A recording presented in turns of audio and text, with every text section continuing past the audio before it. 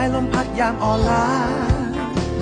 เธอคือกาแฟในตอนเช้ายิ่งนานวันยิ่งฉันต้องมีเธอเพิ่มเติมมากกว่าเธอคือไฟที่ให้ไออุ่นฉันในคืนที่หนาวเย็นคือคนเดียวที่อยากจะได้เห็นเมื่อฉันลืมตาไม่เคยพอกับการได้มีเธอมาใช้ชีวิตด้วย